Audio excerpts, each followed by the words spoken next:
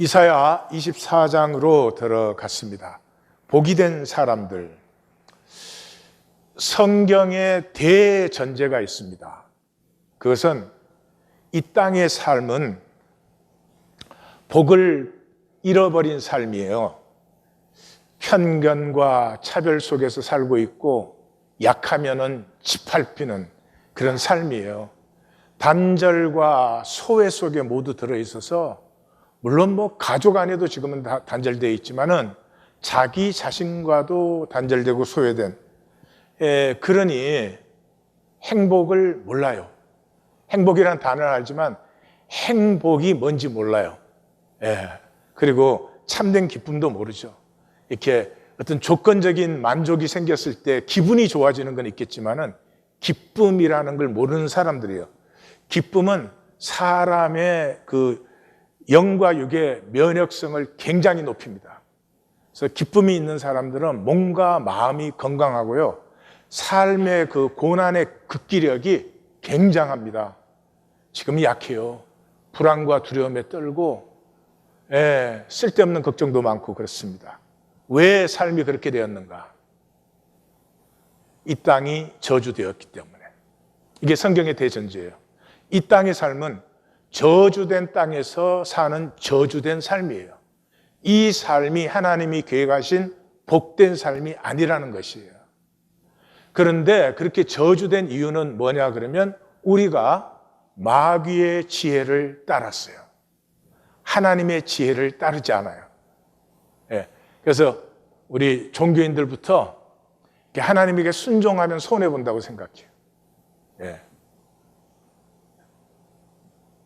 마귀의 지혜를 따르기 때문에 저주된 땅에서 저주된 삶을 살고 있어요. 그래서 복이 된 사람, 복이 되었다 그 말은 나로 말미암아 삶은 이렇게 좋은 것이구나. 하나님이 정말로 복된 생명을 우리에게 주셨구나 하는 것을 느낄 때 나의 존재의 자존감이 올라가는 거예요. 돈이 있어서 되는 거 아니에요. 남보다 잘나고 성공할 수 있지만 존재의 자존감은 그런 것이 아니고요. 나로 말미암아 행복해하고 기뻐하는 그런 삶이 나누어질 때 그때 내 존재의 가치감이 느껴지는 거예요. 안도현 씨의 주로 연탄재라고 부르는데 제목이 연탄재가 아니고 너에게 묻는다예요. 너에게 묻는다. 연탄재 함부로 발로 차지 마라. 너는 누구에게 한 번이라도 뜨거운 사람이었느냐. 저는 이 시는 굉장히 길어요. 근데 제가 생각할 때 이 앞에 서원에 다 들어있다 생각이 드는데 저에겐 그렇게 들려요. 너 누구에게 한번 복이 되었느냐. 너 때문에 우리 사람이 가진 생명, 하나님이 주신 생명이 얼마나 아름답고 신비하고 숭고한 것인지를 느낄 수 있었느냐. 그렇게 들려요. 왜냐하면 하나님이 우리를 그렇게 창조하셨어요. 서로에게 복이 되도록.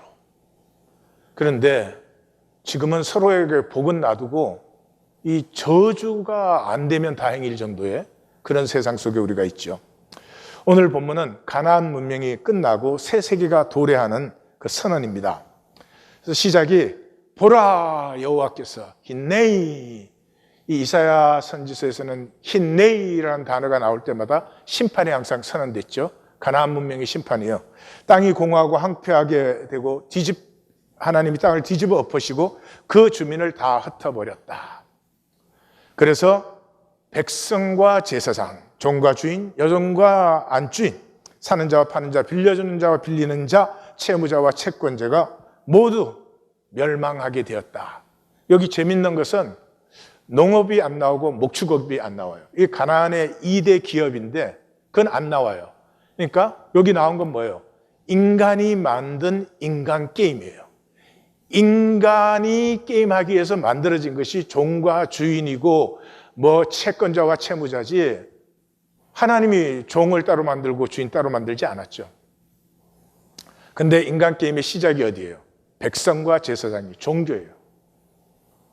종교는 이 문명의 가치 체계를 제공하는 것이에요.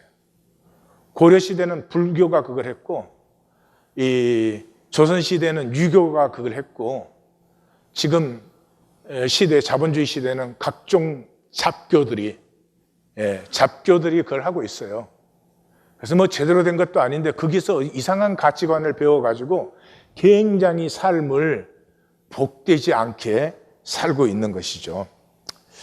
그래서 땅은 완전히 공허하게 되었다. 이 아람어는 부사가 없기 때문에 이렇게 반복이 되면은 번역을 이제 부사로 하는 거예요. 바퀘크. 완전히 항모하게 되었다. 바제즈. 그러니까 실제로 그 음을 들으면은 막 모든 것이 파괴되어 나오는 느낌을 받을 수가 있어요. 여호와께서 말씀하셨다. 그러니까 한 문명의 인간 게임이 끝나고 새 시대가 열려요. 1000년 넘는 가나안의 소왕국 시대가 드디어 끝나고 이제 제국 시대가 들어오는 것이죠. 하나님께서 한 시대를 끝나고 새 시대를 여실 때는 이유가 죄의 수위가 높아져야 되기 때문에. 죄의 수위를 높이지 않으면 사람들이 이제는 익숙해져서 죄라고 생각도 안 해요. 그래서 죄의 수위가 높아진다는 것은 욕심의 수위가 높아지는 것과 동일한 거예요. 옛날에는 그냥 의식주 넉넉하면 그냥 잘 살았어요. 편안하게. 지금은 의식주가 아니고 의식주를 돈 많이 드는 의식주. 휴가를 가도 비싼 데 가는 거. 물건을 사도 비싼 거를 사는 거. 이게 무슨 뭐 큰 성공과 뭐 이게 복이 돼가지고, 그거 어떻게 복이에요? 욕심의 수위를 높였어요. 본질적으로 높아진 게 아무것도 없어. 예? 고가품을 가졌다고 그 사람의 인격이 높아지는 게 전혀 아니에요. 그렇게 해서 죄의 수위가 높아짐으로 말미암아서 하나님께서 이 난임의 역사를 하시는 거죠. 예, 그때 더 강팍해지는 사람들, 대부분의 사람들은 남들도 다 하는데 뭐, 다 그렇게 하는데 뭐 이렇게 되죠. 그런데 죄의 수위가 높아지면 그 높아진 수위에 가슴이 깨어지는 사람들이, 이게 남은 자들이에요. 존재의 절망을 만나는 거죠. 나 왜 이렇게 살까? 나 왜 이렇게 거짓될까? 예? 내가 하나님 앞에까지 거짓되면서 무엇을 도대체 내가 말하고 사는 것인가? 지고의 복이 존재의 절망을 만나는 것이에요. 사도 바울이 이 종교의 의로는 흠이 없었던 사람이에요. 우리하고 달라요. 거짓으로 하지 않았어요. 진실되게 순종한 사람이었어요. 그럼에도 불구하고 오라 나는 공고한 사람이라도 이 사망의 몸에서 누가 나를 건져내려? 혈육의 한계. 혈육으로 모든 종교의 의를 세웠음에도 불구하고 결여된 중심의 진실. 이것을 만나는 것이 복 중의 복이죠. 그래서 이 가나안 문명의 멸망을 우리가 증거받는 이유는 종말적 심판의 본을 받으라고. 왜냐 그러면 그 시대에는 그 가나안 문명의 멸망이 그 시대의 종말적 심판이죠. 각 개인은 우리의 삶을 끝내고 죽을 때가 종말적 심판이에요. 그러므로 이것을 통해서 우리는 내가 하나님 앞에 설 때 과연 나는 하나님과 거짓된 관계, 내가 너를 도무지 알지 못하노라로 쓰게 되는 것인지, 아니면 하나님과 진실된 관계로 너는 내 사랑하는 자요 내가 너를 기뻐하노라 하는 자로 만나는 것인지 우리는 직면해야 됩니다. 이제 4절부터는 그 반응들이 나오죠. 땅은 슬퍼하고 세잔하고 세계가 쇠약하고 세잖아요. 높은 자가 쇠약하고, 높은 자가 쇠약하니까 문명이 끝나는 거죠. 땅이 더럽게 되어서 땅이 오염되었어요. 땅이 오염되었다는 말은 땅이 건강한 기능을 하지 못해요. 내 몸이 오염되면 건강한 기능을 할 수 없는 것과 똑같아요. 왜 땅이 오염되었어요? 율법을 범하고 율례를 어기고 영원한 언약을 깨뜨렸기 때문에. 율법은 말씀이에요. 율례는 말씀을 사는 세부 규정이에요. 언약은 관계예요. 그걸 다 깨뜨렸어요. 하나님은 하나님의 사랑과 신실하심으로 이걸 창조하셨죠. 그러면 이 창조의 모든 세계가 함께 어우러져 통하면서 서로가 서로에게 복이 되어서 복된 삶이 피어나도록 창조하셨어요. 근데 우리는 마귀의 지혜를 따라서 율법은 범하고 율례는 어기고 언약은 깨뜨렸어요. 이해가 할 수 없는 일이에요. 하나님 그러면서 하나님을 속이는 게 복이라고 생각을 해요. 하나님에게 순종하는 것이 손해라고 생각을 해요. 이 생각해 보면은 어처구니가 없는데 우리가 그렇게 속아 있다. 그 거짓에 우리가 있다 하는 걸 직접 만나지 않으면 제가 전하는 말씀은 광야에서 외치는 소리에 불과한 것이에요. 그 결과가 뭐예요? 저주가 땅을 삼켰어요. 이 땅에 행복한 삶이 없어요. 이 땅에서 참된 기쁨과 보람을 느끼는 삶이 극히 드물다. 저주가 땅을 삼켰기 때문에 주민들은 다 불의해요. 겉으로는 다 그럴듯하게 사는데 거짓과 불의밖에 없어요. 그리고 남은 자는 지극히 적어요. 저주가 뭐예요? 복의 교통이 막힌 거예요. 하나님이 창조할 때 사람이 땅에서 살면 땅은 사람을 위해서 열매를 맺고 사람은 땅을 경작하고 지키고 보호해주고 이 복이 통하는 그런 세계를 만들으셨는데 우리 스스로 단절을 선택해서 복이 교통되지 않으니까 뭐가 교통이 돼야 되죠? 돈이 교통돼야죠. 돈이 교통돼야죠. 돈으로 교통한다는 것은 우리의 인격성은 사라지고 물질화되었어요. 대상화되었어요. 사람 안 봐요, 이제는. 사람 볼 때 돈이 있나 없나만 보여요. 비극적이에요. 너무나 천박한 것이에요. 근데 그 천박함조차도 느끼지 못할 정도로 그런 시대 속에, 세계 속에 우리가 담겨져 있죠. 이 본문에서 저주의 주체는 여호와예요. 그 말은 복의 주체도 여호와죠.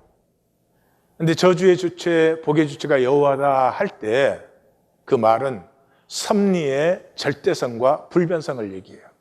다시 말해서 하나님이 이 세계를 창조하실 때 하나님의 창조한 원리가 있다 이 말이죠. 복되고 아름다워지고 기름지고 열매 풍성한 그 원리를 창조해 놓으셨는데 그걸 하나님 바꿀 수도 없어요. 불변성이에요. 예. 그래서 하나님이 저주를 하시는 것이 아니라 우리가 그 프린시플을 하나님의 원리를 거부할 때 통하고 하나됨이 아니라 단절됨을 선택할 때 그것이 저주가 되는 것이에요. 그랬기 때문에 저주하는 것이 아니고 예. 그래서 복은 여호와를 원하는 것이에요. 여호와는 영원 무한하시고 보이지 아니하시니 그러니 여호와를 원하는 사람은 그 길과 말씀을 사모하는 것이죠. 종교인은 그 길을 행하지 않아요. 순종하지 않아요. 인팩트 순종하면 손해본다고 하는 거짓 지혜를 가지고 있어요. 이 성경의 신앙 전체를 요약해 놓은 책이 시편이에요. 시편 150편을 다 요약해 놓은 게 시편 1편이에요.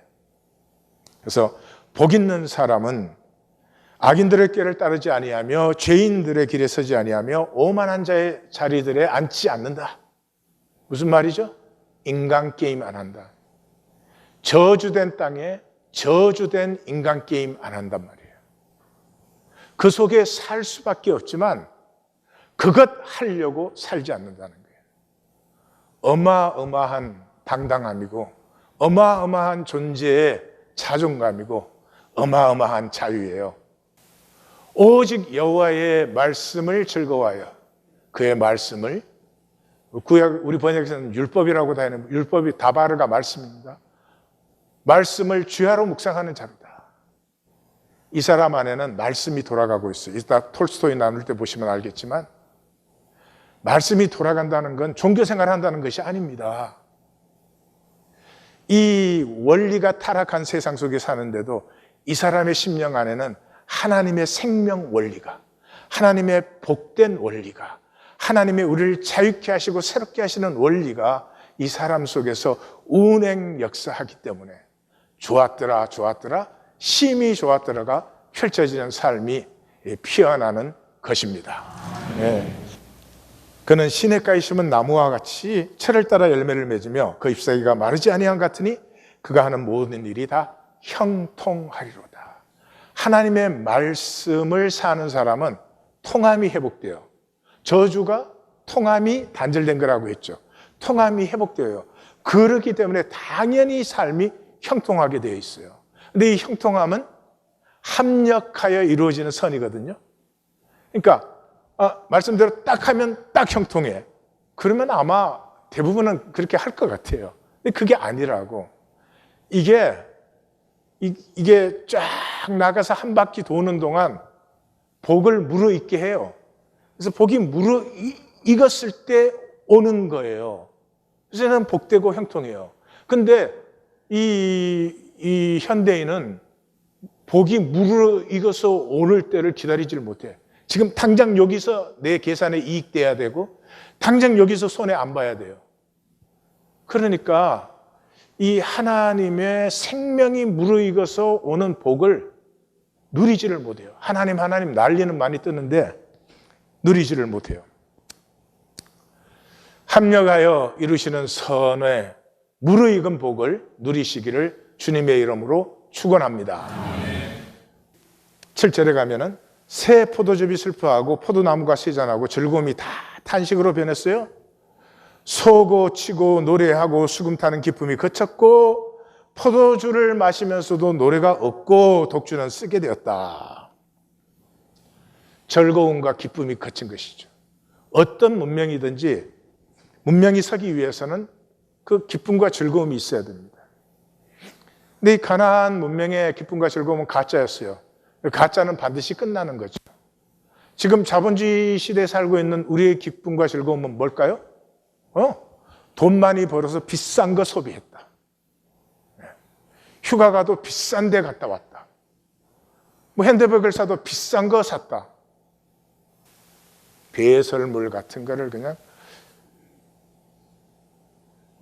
나의 생명가치, 존재가치를 모르기 때문에 그런 배설물의 가치에 이렇게 의존을 하는 거예요. 비싼 걸 들고 있으면 내가 비싼 사람이 된 것 같아.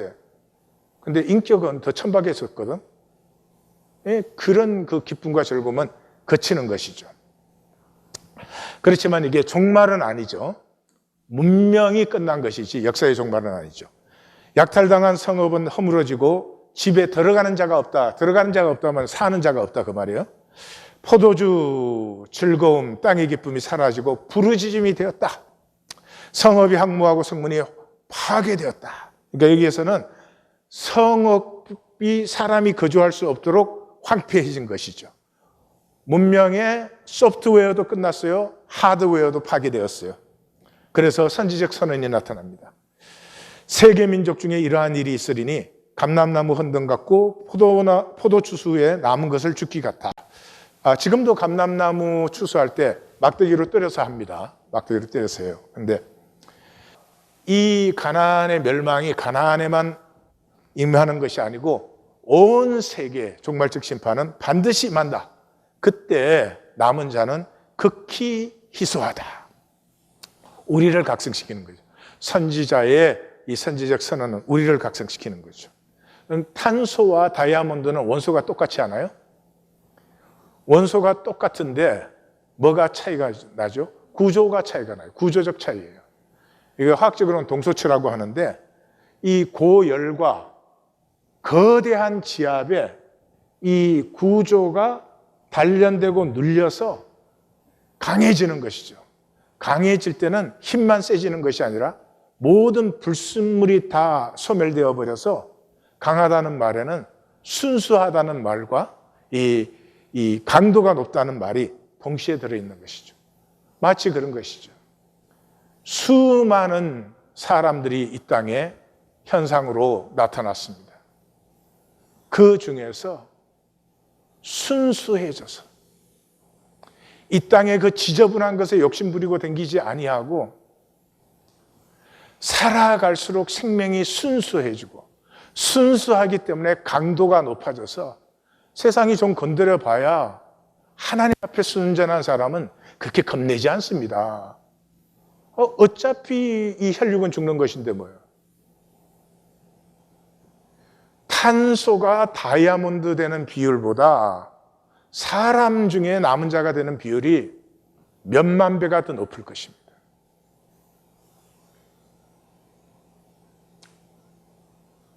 우리가 하나님의 사람이라면 가슴에 소원이 분명해야 됩니다. 나는 남은 자가 되고 싶다. 나는 역사의 불길에 소멸되어 버리는 지푸라기가 아니라 나는 남은 자가 되고 싶다는 소원이 있으면 그 사람은 구원받은 자, 거듭난 자, 하나님의 자녀지요.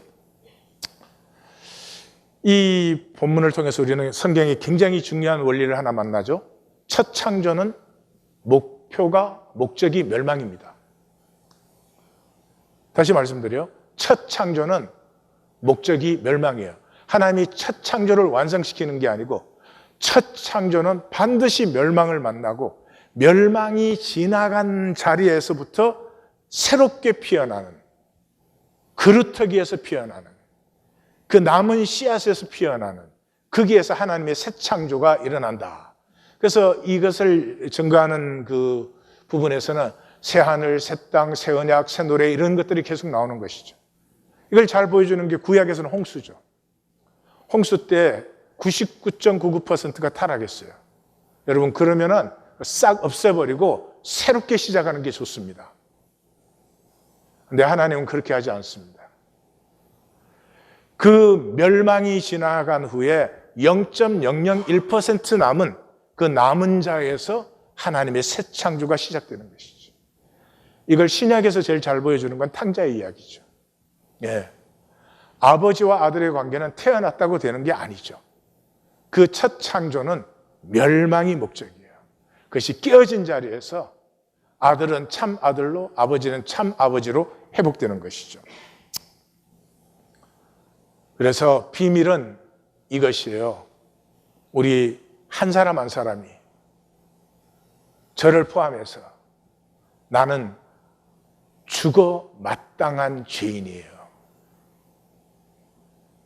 이게 진실을 만난 사람이에요. 다시 말씀드려요. 나는 죽어 마땅한 죄인이에요. 에베소서는 그러지 않아요? 2장 3절에서 우리는 본질상 진노의 자녀라고. 그런데 내가 죽어 마땅한 죄인이라는 것을 만나는 순간이 정말 복된 순간이에요. 왜냐 그러면 그 순간부터 모든 것과 샬롬이 일어나요. 내가 마땅히 죽을 죄인인데 누구를 판단 정지하겠으며 무슨 요구를 하겠으며 무엇이 옳고 그름을 선악과를 떠들겠어요. 난 모르니까. 자기가 무슨 의가 있는 줄 안다고. 사도 바울이 율법의 의로 흠이 없는데 나는 공고한 사람이라고 했으면 그래서 모든 이 허상은 끝나야 돼요. 내가 죽을 죄인이 되면 하나님의 샬롬이 회복되기 시작하고 하나님의 샬롬이 회복되기 때문에 형통함의 역사가, 합력하여 선을 이루는 역사가 내 삶에 피어나기 시작하죠.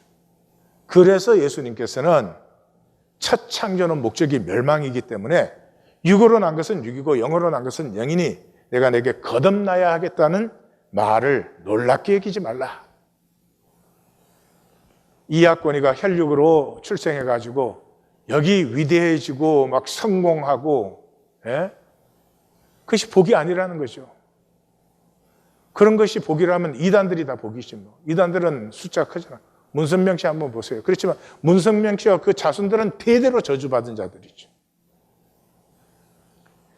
남의 영혼을 파괴시켜서 현실적인 이득을 취한 사람. 이거 아무것도 모르는 사람. 예, 금과 은과 다이아몬드를 바쳐서 배설물을 취한 사람. 이 멸망의 중심이 이기성이에요. 이기성. 내가 나를 지켜야 된다. 내가 나를 지켜야 되니까 다른 모든 사람들은 경계의 대상, 경쟁의 대상,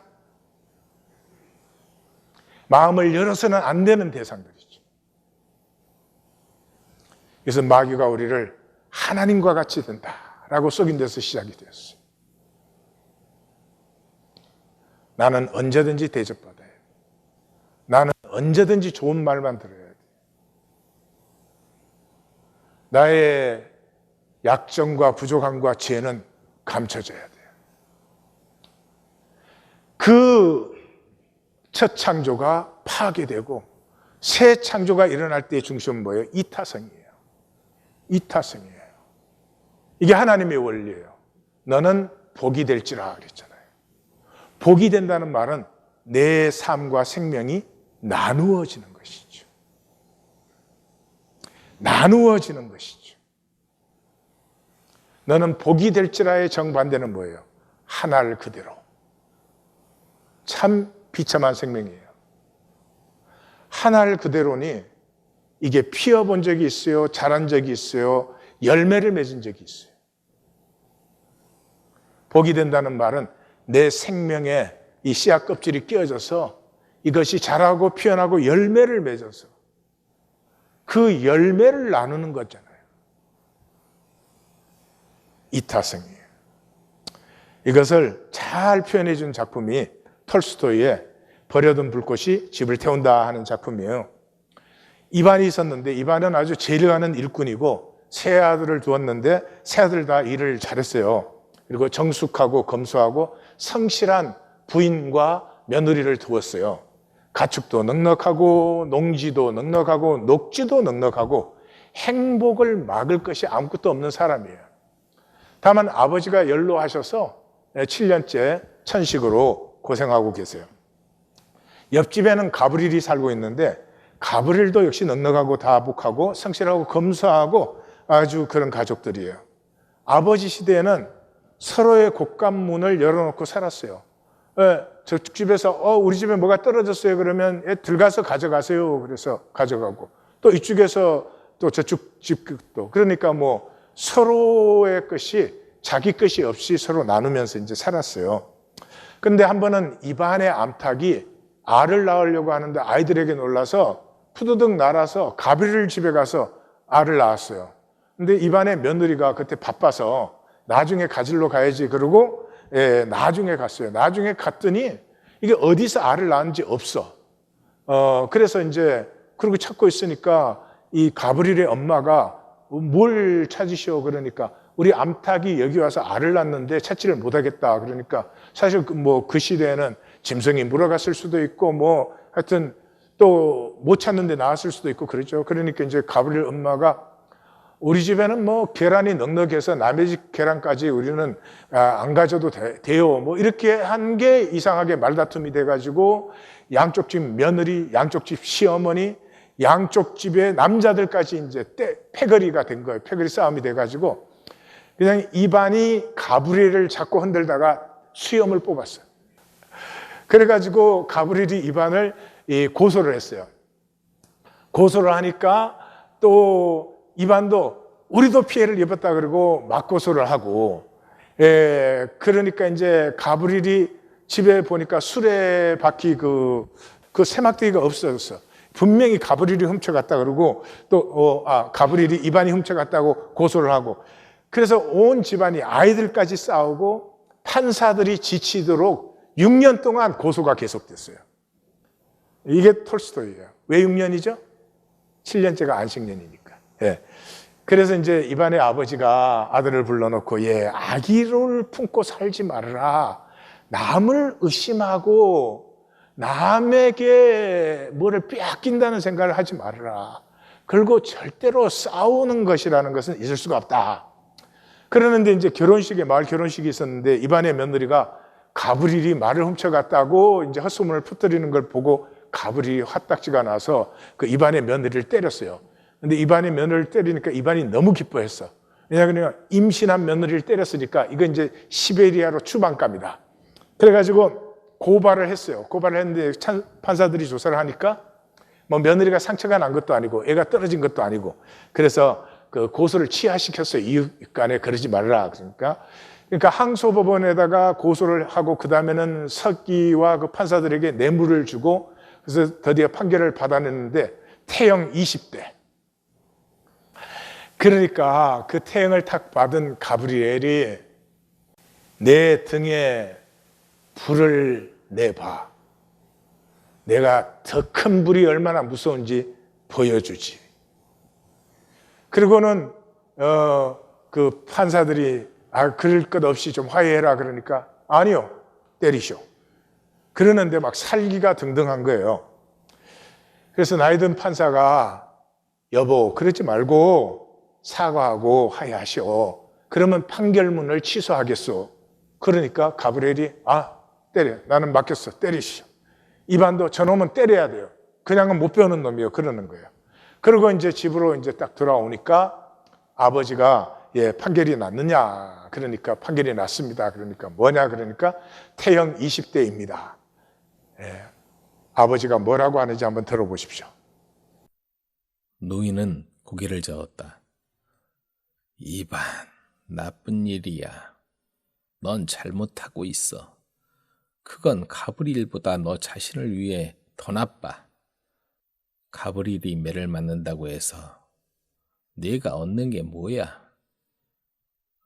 다시는 그런 짓을 안 하게 되겠죠? 이반이 대답했다. 무슨 짓을 안 한다는 거냐? 가브리엘이 너보다 어떤 나쁜 짓을 했다는 거냐? 저한테 끼친 해를 생각해 보세요. 제 며느리를 죽일 뻔했고 이제 우리 집을 불태우겠다고 협박하고 있어요. 그 일로 그놈에게 감사라도 해야 하나요? 노인이 한숨을 내쉬며 말했다. 이반아, 너는 넓은 세상을 돌아다녔어. 벽돌 온돌 위에 누워있는 동안 내가 아무것도 보지 못한다고 생각하지. 하지만 얘야, 보지 못하는 건 바로 너야. 아기가 내 눈을 멀게 하고 있어. 남의 죄는 내 눈앞에 있지만 내 죄는 너의 등 뒤에 있단다. 가브리엘이 나쁜 짓을 했어요. 그런 말이 어디 있니? 가브리엘 혼자만 나쁜 짓을 했다면 어떻게 싸움이 일어날 수 있겠니? 사람들 간의 싸움이 어디 한 사람에 의해서만 생긴단 말이냐? 싸움은 언제나 둘 사이에서 생긴단다. 너는 가브리엘의 나쁜 점을 잘 알면서 너 자신의 나쁜 점은 모른단다. 만약 가브리엘이 나쁘고 네가 옳다면 다툼은 일어나지 않을 거야. 누가 가브리엘의 수염을 뽑았니? 누가 가브리엘의 건조 더미를 망쳐놨니? 누가 가브리엘을 법원으로 끌고 갔지? 하지만 넌 모든 걸 가브리엘 탓으로 돌리고 있어. 너 스스로 나쁜 삶을 사는구나. 그게 잘못된 거야. 이건 내가 살던 방식도 아니고 내가 가르쳐준 방식도 아니야. 가브리엘의 아버지와 내가 그렇게 살았니?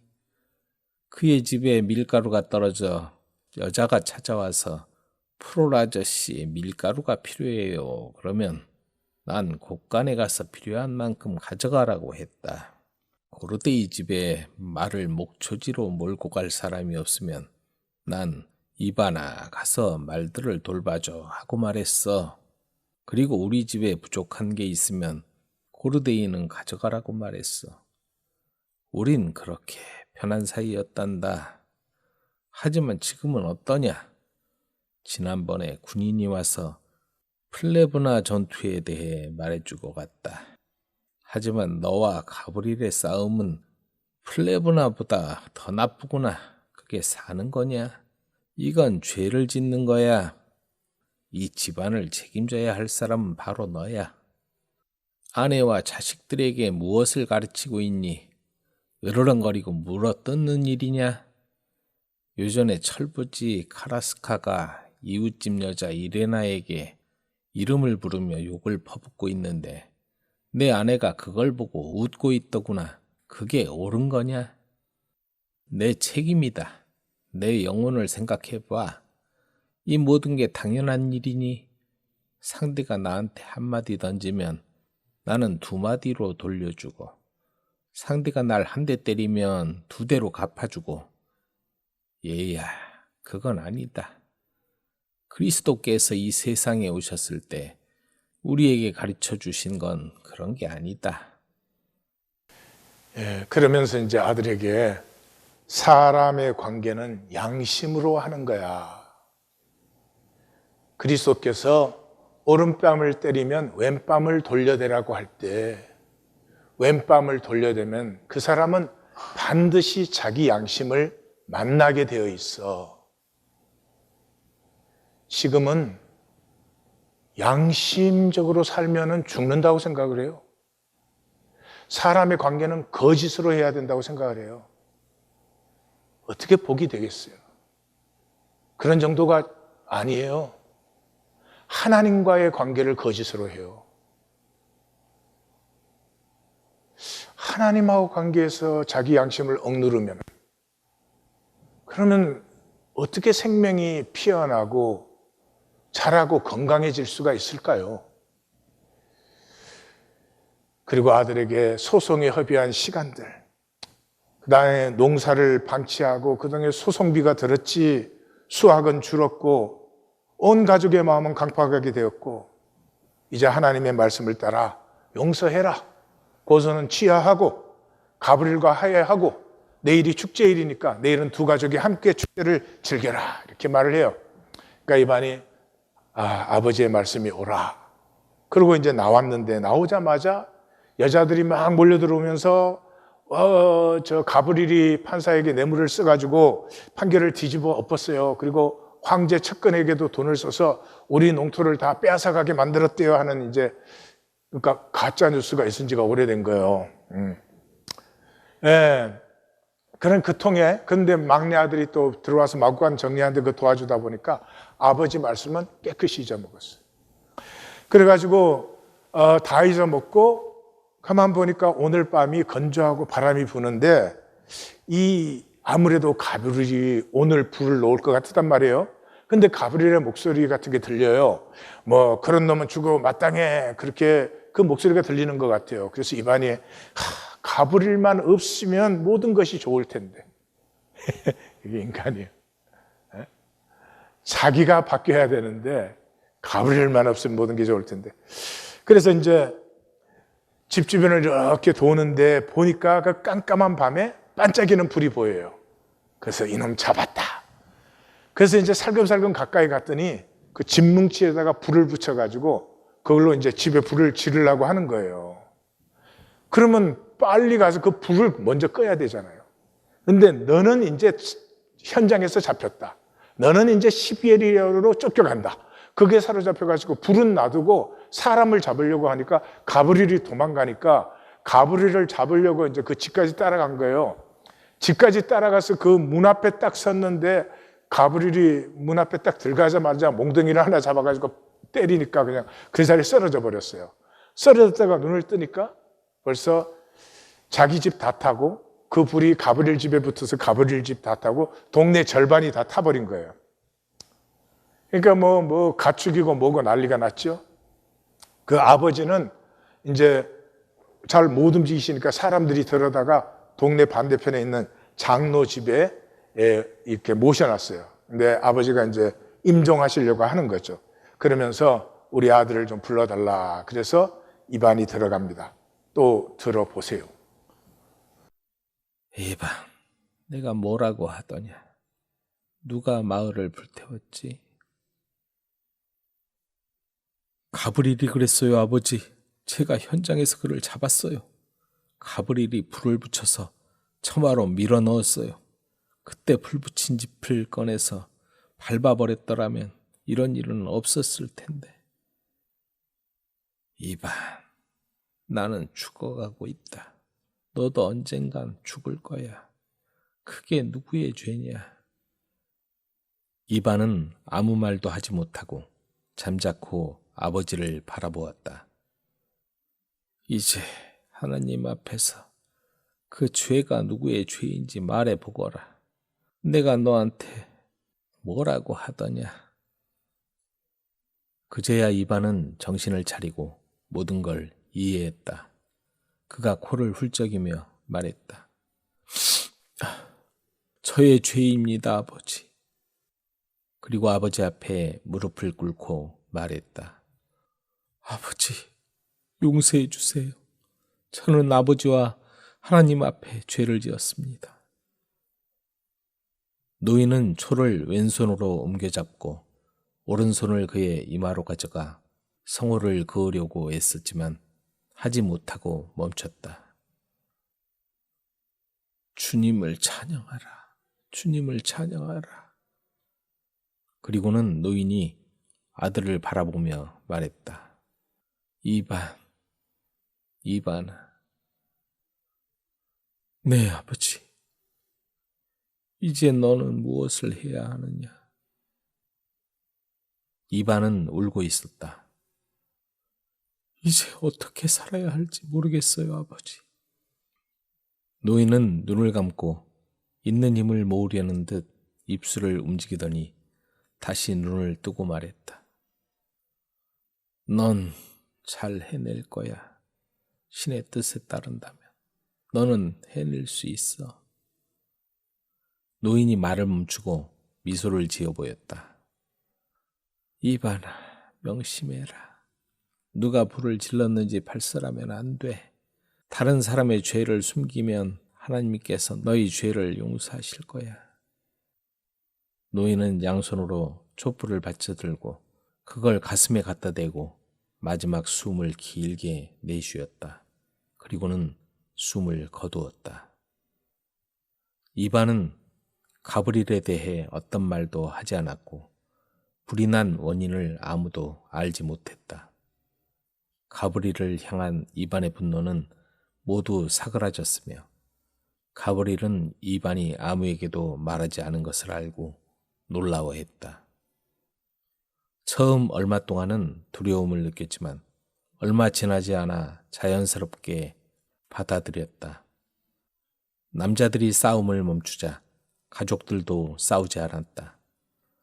집을 짓는 동안 그들은 한 집에서 함께 살았다. 그리고 마을이 복구되었을 때 멀리 떨어진 곳으로 이사할 수도 있었지만 이반과 가브리엘은 전처럼 서로 이웃으로 남았다. 그들은 좋은 이웃으로 살아갔다. 이반 슈체르바코프는 하나님의 법을 지키라는 말씀과 또 불은 시작할 때 꺼야 한다는 아버지의 충고를 잊지 않았다. 톨스토이를 바로 읽으셨다면 이 얘기에서 누가 나쁘고 누가 선하다 그런 얘기가 아니에요. 이타성의 삶과 이기성의 삶을 보여주고 있어요. 보여주는데 이타성적인 삶을 살았던 아버지나 이기성의 삶을 사는 아들의 세계에 본성이 다른 게 아니에요. 본성은 다 이기적이에요. 하나님도 자기 뜻을 이루시잖아요. 뭐 선한 뜻이지만 자기 뜻을 이루시는 거죠. 본성의 차이가 아니라 무엇의 차이예요? 지혜의 차이예요. 지혜의 차이라는 거죠. 하나님의 지혜를 받으면 너는 복이 되어라 그랬잖아요. 복이 되려면 나를 나누어야 되잖아요. 나를 나누면 통이 열리잖아요. 그래서 반드시 합력하여 선을 이루는 삶의 부여를 누리게 되어 있어요. 근데 마귀의 지혜를 받으면, 지혜라는 말은 계산이라는 말이에요. 예. 이 혈육이 전부예요. 당장 눈앞의 이익. 먼지 한돌도 손해를 볼 수가 없어. 이익을 챙겨야 돼. 그러니까 단절된, 누가 뭐라고 하지 않는데 자기를 지키는 게 자기의 삶인 줄 알아요. 그러니 생명이 통하는 형통을 누릴 수가 없죠. 메마르고 가난하죠. 이런 거에 사업을 하는데 만약에 손님들을 나한테 오게 해야지 이런 생각이 중심에 있으면 사람이 영물이어서 다 알아요. 이상하게 사람 오게 하는 게 힘들어져요. 근데 참 누구든지 오면은 우리 집에서는 기쁨을 얻고 갔으면 좋겠다. 물건 하나를 준비해도 어떤 것이 사람들을 기쁘게 해줄까? 이러면 사람들이 영물이 돼서요. 그 집에 들어올 때는 그냥 마음이 편안하고 다시 오고 싶고 그렇게 되는 거죠. 그 이타성. 우리는 마귀의 지혜를 받아가지고 우리가 손해라고 생각하는, 하나님 그러면서도 불순종의 길로 사는 이유가 마귀의 지혜를 갖고 사는 거죠. 근데 그 이타성이 무슨 윤리적으로 우수하거나 무슨 인격 훈련이 잘 돼가지고 대단히 인격이 높거나 그런 게 아니라 이 말이에요. 그 이타성이 뭐예요? 가족의식이에요. 가족이 되면은 그냥 그 가족 안에서는 자기 자신이잖아요. 그게 진실이에요. 이 현상 세계 진실이라는 건 그게 진실이에요. 그래서 예수님의 그 마태복음 18장의 교회론인데 그건 가족에 대한 얘기예요. 그래서 이 구원은 첫 창조를 개발하고 성공시키는 게 아니라 이 말이죠. 혈육의 이하권위가 위대해지고 그런 게 아니고 그것이 깨어진 자리에서 나누어지는 가족적인 진실이에요. 그 가족적인 진실이 뭐예요? 아플 때 아프다라고 할 수 있는 거예요. 좋으면 좋다 할 수 있는 거예요. 애게 싶어요? 해보세요. 해보면 아무것도 아닌 것에 나 자신이지 못하고 가족 안에서조차도 계산이 앞서고 생각이 앞서온 불쌍한 나, 허당을 살아온 나, 가족 안에서도 편안하게 힘들 때는 힘들다고 말할 수 없으면 그럼 뭐를 사는 거예요? 그럼 도대체 뭐를 사는 거예요? 뭐를? 아니 그걸 어떻게 정신토록 땀 흘려 살고 있어요? 자기가 자기 자신으로 편안하지 못하니까요. 모든 삶의 쓴뿌리가 돋아납니다. 그 이반처럼 돼요. 가브리엘 때문에 그렇다는 거예요. 자기를 못 보고 이게 이기성의 삶의 저주예요. 모든 걸 단절시켜버려요. 삶은 엄청난 구글이에요. 가족 간에도 구글이에요. 나 인정해줘. 나의 의를 좀 인정해줘. 나 좀 대접해줘. 구걸하는 삶은 절대로 풍성할 수가 없습니다. 그래서 마태복음 18장의 시작이 가족 안에 나로 시작하는 거예요. 너희가 돌이켜. 뭘로 돌이켜요? 어린 아이들 같이 돼야 돼요. 뭐에서? 종교인에서.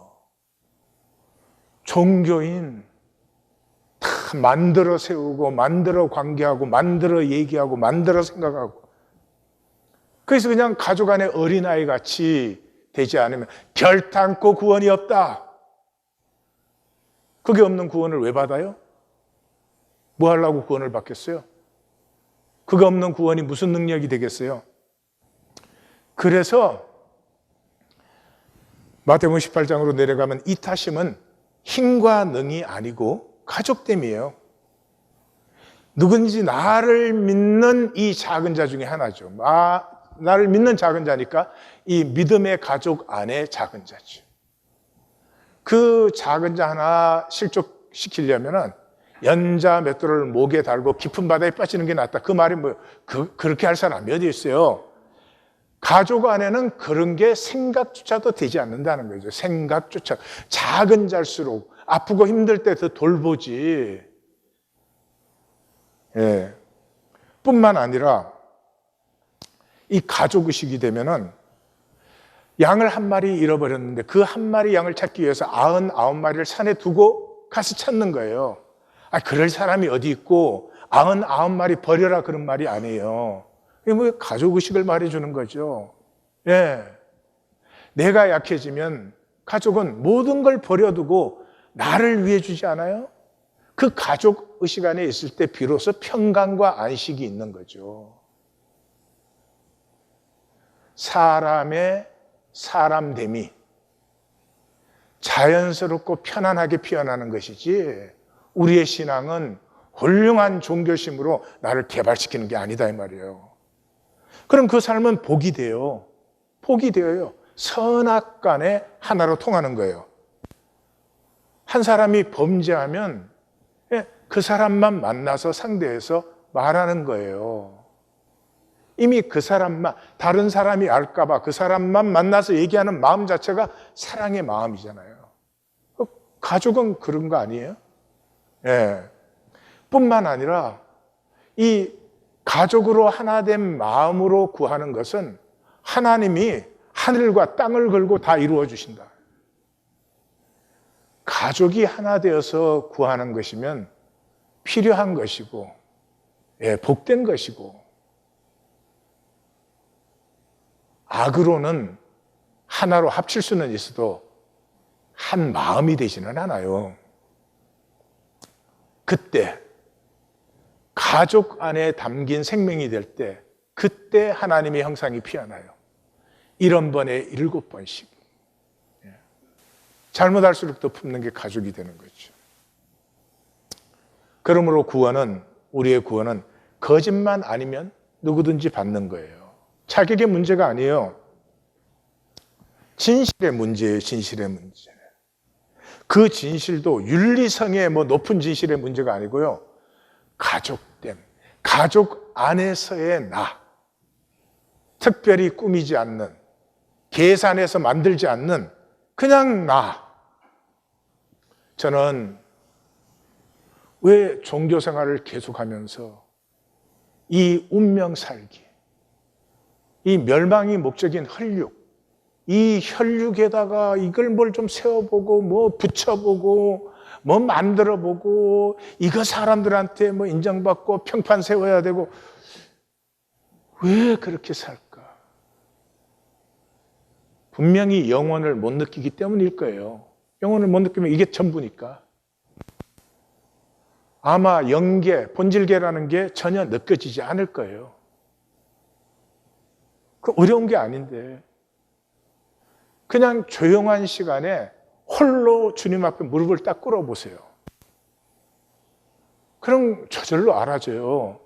지금 이 혈육이 내가 아니라는 것. 나는 이것보다 훨씬 더 초월적이고 본질적이고 영원하고 무한한 존재라는 것. 이 현상의 세계가 나에게 줄 수 있는 어떤 것보다 아름답고 신비하고 숭고한 것을 구하고 찾고 사모하고 누리기를 원하는 이 하나님의 품성이 내게 있다는 것을 금방 만날 수 있죠. 우리는 나뉘고 있습니다. 계속 마귀의 지혜로 속이고 불순종하는 종교의 길로 계속 가는 사람들과 말씀이 선포되면 나뉘게 돼 있으니까요. 이 선지자의 말씀에 가슴이 깨어져 순종하고 싶은, 이제 하나님의 길로 살고 싶다. 하나님이 창조하신 그 복의 세계를 나도 만나고 누리고 싶다. 나뉘고 있습니다. 주의하셔야 됩니다. 주의하셔야 됩니다. 사탄의 회개에 주의하셔야 됩니다. 사탄의 해결하는 말은 마틴 루트가 쓴 말인데요. 주님 앞에 엎드리면 주님, 난 죄인입니다. 난 잘못했습니다. 뭐 난리를 칩니다. 말과 생각뿐이에요. 뭐 1시간을 그러고 나도 일어나면 삶은 똑같아요. 조금도 바뀌지 않아요. 그걸 사탄의 해결. 자기를 지키기 위해서 또 한 번 하나님을 속이는. 여기까지 깨어 있으면 우리는 하나님의 길로 행하고 하나님의 자비와 긍휼의 그 품에 품은 받아서 이제는 하나님과 되고 하나님을 피우는 하나님의 아름다운 자녀와 유업자들이 될 것입니다. 기도하십시다.